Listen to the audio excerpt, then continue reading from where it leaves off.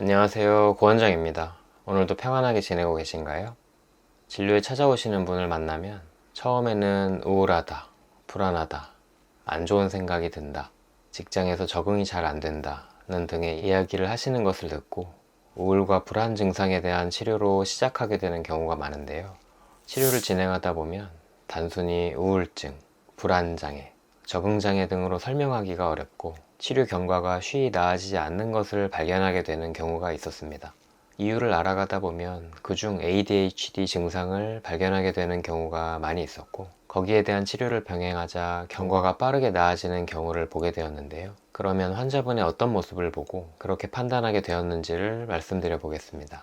어릴 때 ADHD의 모습은 주로 주의가 산만하고 가만히 있기가 어렵고 실수를 많이 하는 형태로 보이게 되는데요. 성인기에 ADHD 증상이 남아있을 때는 모습이 조금 다르게 나타납니다. 어린이와 성인이 다른 점 중 하나가 성인은 하기 싫더라도 해야 할 책임과 의무에 해당하는 일들이 많이 있다는 거죠. 바로 그 부분을 해내는 것이 ADHD 증상을 가진 분들에게는 어렵습니다. 전전두엽의 실행 기능이 약한 상태이기 때문에 하기 싫은 일을 할 때 불편한 감정을 견디면서 거기서 벗어나고자 하는 충동을 이기기가 어려운 건데요. 그러다 보면 해야 할 일을 자꾸 미루다가 결국 완수해내지 못하거나 기한의 끝까지 가서 쫓기듯이 마치게 되는 모습을 보이게 됩니다. 또 하기 싫은 일 도중에 집중력 저하와 충동성의 발현으로 그 일보다는 재미있거나 편안한 다른 일, 예를 들면 핸드폰, 주변의 소음이나 대화 내용, 잠을 자는 것 쪽으로 계속 관심이 가서 그쪽에 머무르는 경우가 자주 생기게 되죠. TV에 나오는 ADHD 아이들을 보면 증상이 심하고 누가 보더라도 눈에 띄는데요. 그렇지 않은 조용한 ADHD도 많이 있습니다. 그래서 당시의 어른들에게 식별이 잘 되지 않았을 수 있어요. 또 학창시절까지는 아침에 등교해서 학교 생활을 하다가 학교 이후에는 학원에 다니는 등 비교적 단조로운 일과이며 생활간에 부모님과 선생님의 도움을 상당히 많이 받기 때문에 부족한 부분이 있더라도 보완이 많이 됩니다. 그래서 고등학교 시절까지는 큰 문제로 드러나지 않을 수도 있어요.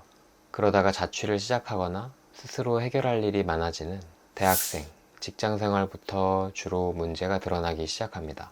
대학에서는 강의 시간에 지각, 결석이 자주 발생할 수 있고, 듣는 과목에 따라 지나치게 학점 편차가 큰 경우가 생기고, 학교 일, 친구와의 만남, 각종 행사 참석 등 여러 가지 일정들의 전반적인 관리가 잘 되지 않아서 일정을 빼먹거나 지각을 하는 경우가 많습니다. 자취를 하는 경우라면 설거지가 밀려 있거나 청소나 정리정돈이 잘 되지 않아 지저분한 경우가 많습니다. 직장에서 또한 지각과 결근이 잦은 편이고, 일을 할 때 여러 가지 일이 동시에 산재해 있으면 우선순위를 부여해서 순서대로 처리하는 것이 어렵습니다. 특히 숫자를 다루는 일에서 실수가 자주 발생하죠. 기한이 충분하게 주어진 일도 끝에 쫓기듯이 하게 되어 질이 낮은 결과물을 내기가 쉽습니다. 또 감정이 충동적으로 발현되다 보면 대인관계 스트레스를 겪다가 직장을 그만두게 되거나 일과 사람에게 익숙해지더라도 지루한 것을 견디기 힘들어하기 때문에 금방 직장을 그만두는 모습을 보이게 됩니다. 생활의 규칙성이라고 하면 가장 기본적으로 수면과 식사를 들 수 있죠. 밤에 수면을 취하고 하루 3끼를 일정한 시간에 먹는 것 말입니다. 누구나 기본적인 본능과 충동을 조절하는 것은 어렵습니다만 ADHD 증상을 가진 분들은 그것이 더 힘이 듭니다. 그래서 다음과 같은 모습을 보게 되죠. 특별한 의무가 부여되지 않는 한 가능한 늦게 자고 늦게 일어납니다. 늦게 자는 이유는 하루가 이대로 마무리되는 것이 아쉬운 것도 있고, 더 놀다가 자고 싶은 마음, 하기 싫은 일들로 가득 차 있는 내일이 오지 않았으면 하는 바람들이 반영되어 있죠. 늦게 일어나는 것은 잠을 더 자고 싶다, 굳이 일찍 일어나서 하기 싫은 일들을 하고 싶지 않다는 바람에 충실한 결과물이고요. 대학생들의 방학기간이나 직장인들의 휴일, 휴가 때 이런 모습을 자주 보게 됩니다. 그래서 그때에는 수면 리듬이 뒤로 밀려 있는 경우가 상당히 많죠. 식사에 있어서도 시간이 외부 환경에서 정해져 있지 않은 한은 내키는 대로 식사를 하는 모습을 많이 보게 되는데요. 보통 아침에 일어나서는 컨디션이 좋지 않은 상태이므로 아침 식사는 생략하는 경우가 많습니다. 점심은 식사 시간이 정해져 있으니 대체로 잘 하고요. 밤 시간이 문제가 되는데요. 정량의 정상적인 식사보다는 일과 중에 스트레스를 식사로 보상받으려는 모습으로 과식이나 폭식 또는 과음을 하는 경우를 많이 보게 됩니다. 또 휴일 중에는 아침, 점심을 건너뛰고 야식을 많이 섭취하거나 게임이나 다른 즐거운 활동에 몰두하느라 식사 시간을 배제하고 좋아하는 활동에만 전념하는 모습을 보이기도 합니다. ADHD를 가진 분들은 지루한 것을 견디기가 특히 어렵고 어떤 일에 대해 보상이 즉각적이지 않으면 꾸준히 지속하기가 어려운 점을 특징으로 가지는데요.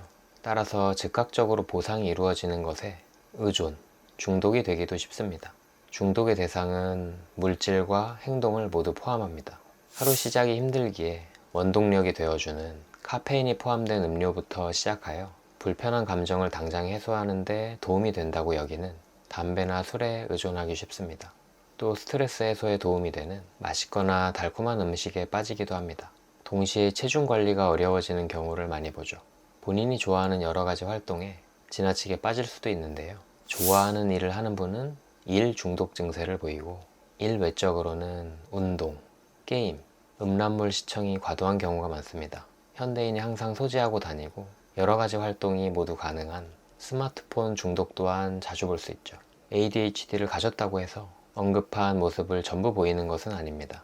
다만 겹치는 내용이 많으면 가능성을 생각해 볼 수 있겠다는 맥락으로 이해하시면 좋겠습니다. 중요한 점은 ADHD 증상은 어린 시절부터 깔려있는 상태로 성인기까지 오게 된 것이므로 최근 특정한 시기에만 겪게 된 증상이라면 ADHD와는 거리가 멀 수 있다는 점입니다. 또 ADHD 진단을 받고 잘 치료를 받고 있는 경우라면 앞서 언급한 모습과는 사뭇 다를 수 있습니다. 증상의 상당 부분이 호전되어 직업적인 기능을 잘 발휘하고 만족스러운 일상생활을 하시는 것을 자주 보게 됩니다.